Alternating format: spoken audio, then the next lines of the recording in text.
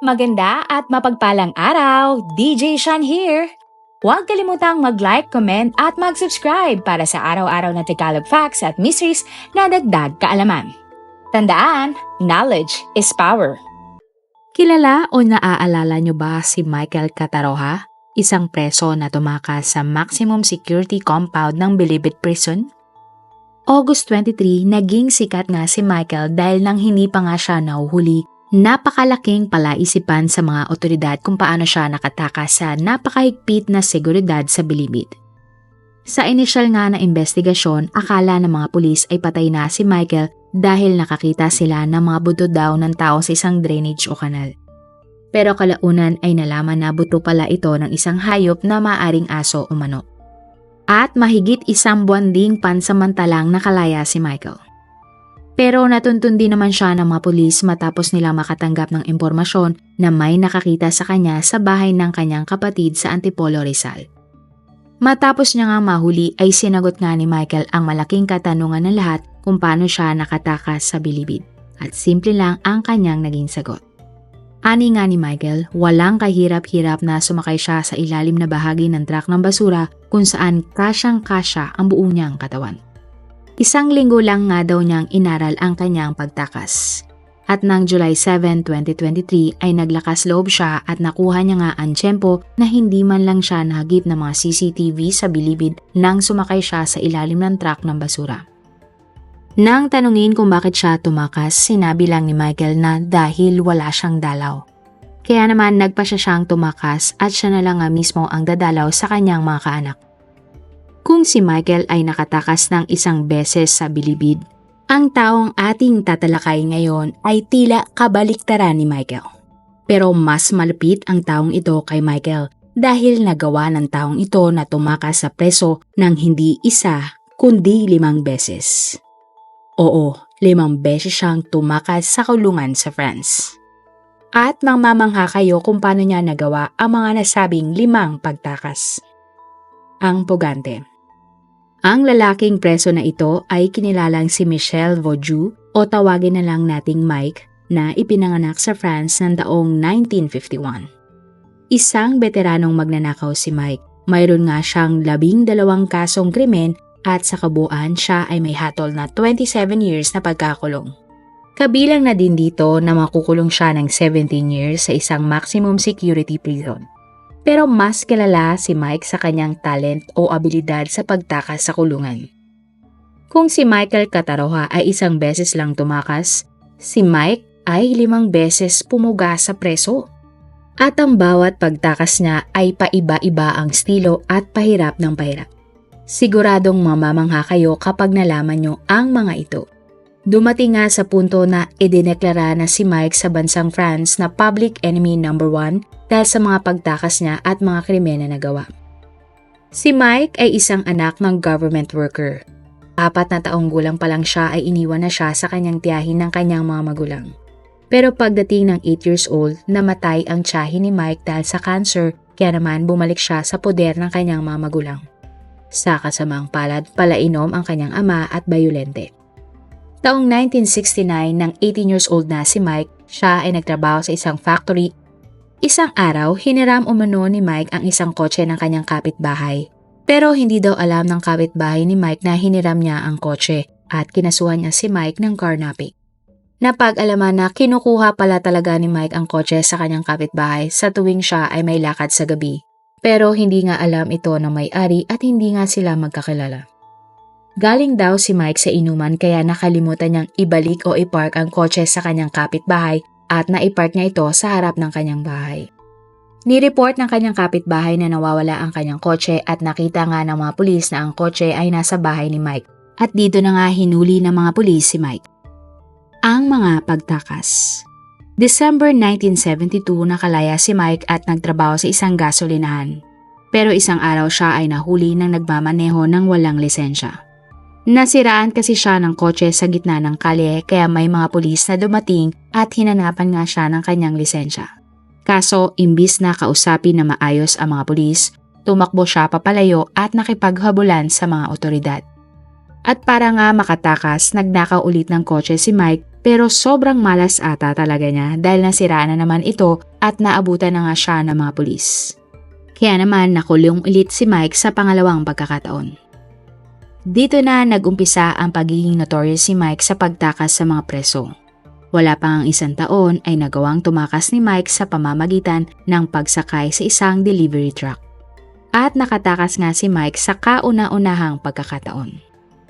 Pero dahil siya ay isang pugante at walang kapera-pera, hindi katagalan ay nahuli ulit si Mike sa salang pagnanakaw. At 4 na taon na pagkakakulong ang naging hatol sa kanya. Ilang panahon lamang ang lumipas ay nagawa uling tumakas ni Mike mula sa kulungan. At sa pagkakataon nito, nagawa niyang sirain ng bakal sa rehas ng bintana ng kanyang selda. Napansin kasi ni Mike na kinakalawang na ito kaya naisip niya na kaya niya itong sirain at ang magiging problema na lang niya ay nasa mataas na palapag ang kanyang selda. Pero agad na nakaisip si Mike ng paraan. Kaya naman na nagkaroon na ng tiyempo ay nilagari niya ang rehas at pinagdugtong-dugtong ang maraming kumot at ginawang lubid pababa ng kanyang selda. At dito na nga nakatakas si Mike mula sa pangalawang pagkakataon. Kaso, nang makatakas ay bumalik na naman siya sa pagnanakaw kaya naman di katagalan siya ay nahuli at nakulong ulit. At nakulong na naman nga si Mike sa pangatlong pagkakataon. Pero hindi nagtagal ay nakatakas na naman si Mike sa kulungan. Pero paano naman kaya siya nakatakas sa pagkakataon na ito? Sa sumunod na pagtakas ni Mike mula kulungan, gumawa siya ng duplicate ng susi ng kanyang selda. Nakipag-away siya sa prison guard at kinuha niya ang susi ng selda. At para nga makopya ang mga susi, gumamit siya ng maraming wax na kinuha niya sa kitchen prison. Nang nabuo niya na ang wax imprint, nakahanap ng kaperasong bakal si Mike at doon ay nagliha at hinulma nga ang susi. Tila nga malamak giver ng preso itong si Mike dahil napakamaparaan at magaling mag-isip. May 2 kasabwat na preso si Mike para magawa ang plano. Pero nang nabuksan na ni Mike ang selda, nagbago ang isip ng kanyang 2 kasama at siya na lamang ang tumakas mula sa kulungan. Matapos ngang makatakas sa pangatlong pagkakataon, nakilala niya ang isang babae na ang pangalan ay Nadine. Si Nadine ay masasabing pilya din at ito ay may criminal record na. Mabilis na nahulog ang loob sa isa't isa ni na Mike at Nadine. Nag-live-in ang 2 kaso sila ay no permanent address o palipat-lipat ng tirahan sa mga probinsya ng France para nga makaiwas sa mga pulis.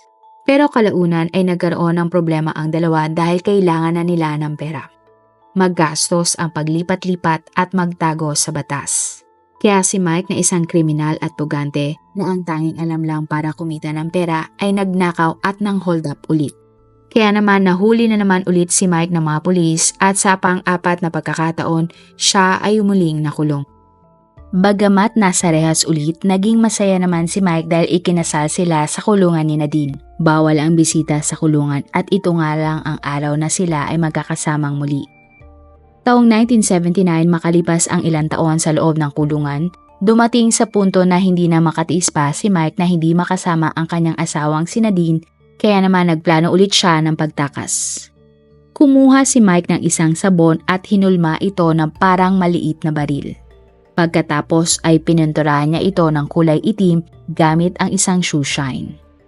At nang dumating nga ang araw ng hearing para sa kanyang mga kaso, kinailangan lumabas ni Mike ng kulungan at pumunta sa korte.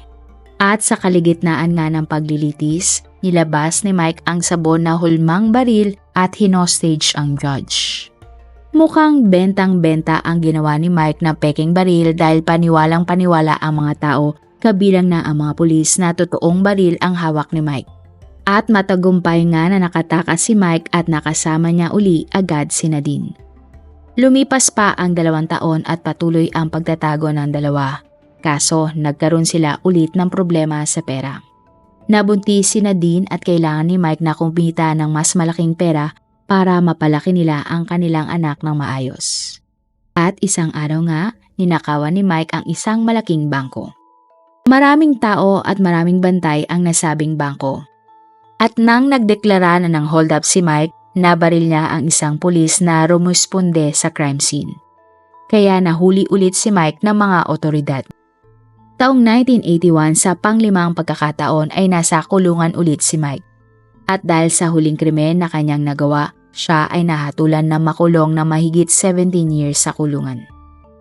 Pero sa puntong ito, kilala natin si Mike na hindi na papayag na basta-basta makulong at laging umiisip ng paraan para makatakas. Ilang taon ang inabot pero nakabuo din ng isang matibay at mabigat na plano si Mike. At kasabot niya ang kanyang asawang si Nadine sa plano at ang kanyang prison mate na si Piera Hernandez. Sobrang kakaiba ang naisip ngayon na paraan ni Mike at itinuturing nga to na isa sa pinakamagaling na prison break sa kasaysayan. Pinag-enroll niya si Nadine sa helicopter flying class gamit ang pekeng pangalan. At ilang buwan lamang ang lumipas ay nakapasa si Nadine sa flying class at nakakuha nga siya ng lisensya para maging piloto. Natural at magaling daw kasing magpalipad ng helicopter si Nadine ayon sa kanyang instructor. At isang araw nga ay bumisita si Nadine kay Mike sa kulungan at sinabi sa kanyang asawa na maghanda na dahil kikitain niya ito sa rooftop ng Bilibid sa May 26 bandang 10:00 ng umaga. Naghanda nga si Mike at sa tulong ng kanyang cellmate na si Pierre at nagnakaw sila ng maraming prutas sa kantinang kulungan at pininturahan nila ito ng kulay granada. Dumating ang umaga ng May 26, 1986. At nagrenta si Nadine ng helicopter at may kasama siyang isang kasabwat na lalaki. Halos 30 kilometers lamang ang layo ni Nadine sa kulungan kung nasaan ang asawa niyan si Mike. At nang malapit na nga mag-10:00 ng umaga, sina Mike at Pierre ay inilabas na ang mga prutas na mukhang granada at binantaan ang mga prison guards na pasasabugin ang lugar kapag pinigilan silang makatakas. At eksaktong 10:00 ng umaga, nakarating nga ang helicopter na pinalilipad ni Nadine sa Bilibid.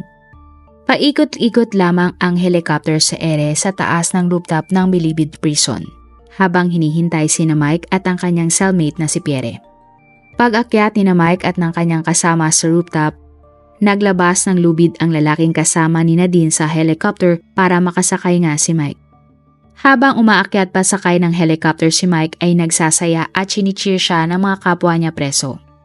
Mayroon pa ngang actual na photo ang mga pangyayaring ito na talaga namang parang eksena sa pelikula o TV ang mga pangyayari. Pero kalaunan nakatugon ang mga gwardya na peke ang granada ni Mike kaya naman hindi sila natakot at hinabol nila si Mike. Nang makita ni Nadine ang mga gwardya ay kinabahan na siya agad at lumipad papalayo. Muntik na ngang maiwan si Mike dahil nakasabit na lang ito sa paanan ng helicopter at hindi pa lubos na nakakasakay. At sa kasamang palad nga, ang kapwa niya preso na si Pierre at kasabwat ay naiwan at nahuli ng mga prison guards. Nang nakalayo-layo, naglanding ang helicopter ni Nadine sa isang soccer field at iniwan ang helicopter doon. Tumakas nga ang mag-asawang Mike at Nadine kasama ang isa pang kasabwat. Sa ikalimang pagkakataon ay nagawa na naman tumakas ng preso ni Mike. Naging laman nga ng balita ang mala-action movie na pagtakas ni Mike at Nadine. Binansagan nga silang Bonnie at Clyde ng France. Tinawag din silang Romeo at Juliet dahil hahamakin nila ang lahat magkasama lamang silang dalawa. Pero matapos ang 4 na buwan, natunto ng mga pulis si Nadine at inaresto. 1 taon lamang nakulong si Nadine para sa salang pagtulong niya sa pagtakas sa asawang si Mike. Samantala, habang nakakulong si Nadine, si Mike naman ay nagtatago pa din pero katagalan ay nagtangka na naman siyang magnakaw sa bangko. Nang pumunta nga siya sa bangko, nagkagulo sa loob nito at nakipagbarilan sa mga pulis si Mike. Tinamaan si Mike ng baril sa ulo pero maswerte siyang nabuhay. Nakoma lamang si Mike ng ilang buwan sa ospital at nang una nga ay hindi siya nakalakad at paralisado ang kalahati ng kanyang katawan. At sa ikalimang pagkakataon ay nakulong ulit si Mike at ngayon naman ay pinasok na siya sa maximum security prison. Sa maximum security prison, mala Bartolina ang style ng kanyang kulungan. Kaya imposible na siyang magkaroon ng kasabwat, imposible na siyang makakuha ng mga prutas na gawing pekeng granada, at lalong imposibleng makagawa siya ng pekeng baril. Lumipas pa ang ilang taon ay naghiwalay na sina Mike at Nadine. Pero di katagalan ay nagkaroon ng kapempal si Mike at ito ay si Jamila. Si Jamila ay isang law student at tila nabighani kay Mike. Ikaw ba naman ang tumakas sa kulungan ng maraming beses ay siguradong makikilala ka ng kahit sino kahit na ikaw ay nakukulong. Na-inlove sa isa't isa sina Mike at Jamila at nakita itong pagkakataon ni Mike para tumakas ulit. At ang plano nga ay gumamit uli ng helicopter. Sa pagkakataong ito, inutusan ni Mike si Jamila na mang-hijack ng isang helicopter. Nang nang-hijack na si Jamila, inutusan niya ang piloto na lumipad sa ibabaw ng kulungan kung nasaan si Mike. Pero matapang ang piloto at hindi ito sumunod kay Jamila kahit na binantaan na ang kanyang buhay. Lumapag ang helicopter sa ibang lugar at hindi nga ito umabot sa kulungan ni Mike. Agad na inaresto si Jamila at nakulong ng 7 taon para sa kanyang ginawa. Wala nang nagawa si Mike kundi buuin ang 17 years na pagkakakulong at hindi na nakatakas pa o sinubukan man lang tumakas. At matapos nga ang 27 years na pagkakakulong, taong 2003 nang tuluyan ng nakalaya si Mike. Naging asawa niya nga si Jamil at sumulat nga ito ng libro tungkol sa kanyang buhay kriminal, preso at bilang asawa. Sa ngayon ay isa ng napaka-relihiyosong tao ni Mike at nagbago na talaga siya. Pinagsisisihan niya na ang lahat ng kanyang nagawa at lagi itong nagpapaunlak ng interview kung saan ibinabahagi niya ang kanyang buhay at ano ang kanyang mga ginawa para magbago at maging isang mabuting tao. Ano ang masasabi niyo sa ating kwento ngayon? Nabilib din ba kayo kay Mike sa mala ala Prison Break na kanyang mga pagtakas? Masasabi niyo bang matalino at talentado si Mike pero tila nasayang ito dahil sa murang edad ay nakulong agad siya? Ano kaya ang naging buhay ni Mike kung hindi siya nakulong? Magiging exciting din kaya ito katulad ng kanyang mga pagtakas? Ayon nga sa mga balita, matapos lumaya sa kulungan ng unang beses ni Mike, ay tinangka niyang puntahan at kausaping ang kanyang first love dahil nagkaroon siya ng anak dito. Pero tila may kakaibang plano ang tadhana dahil imbes na magkita, 2 beses nasiraan ang kotse si Mike. Nahuli at nakulong dahil wala siyang lisensya. Ikaw, kung bibigyan ka ng pagkakataon, ano kaya ang pwede nating maging title sa ating kwento ngayon? Mayroon ka bang alam mga kwento o dagdag kaalaman na gusto mong i-share sa iba nating mga manonood? I-comment mo lang ang mga topic na gusto mong ating talakayin sa ating channel. Huwag ding kalimutang i-subscribe, i-follow at i-share ang ating mga contents araw-araw. Mangyari lamang pong i-follow nyo din ang Manila Boy Wonder Philippines at DJ Sean Crime Stories. Marami pong salamat sa inyong suporta. God bless everyone!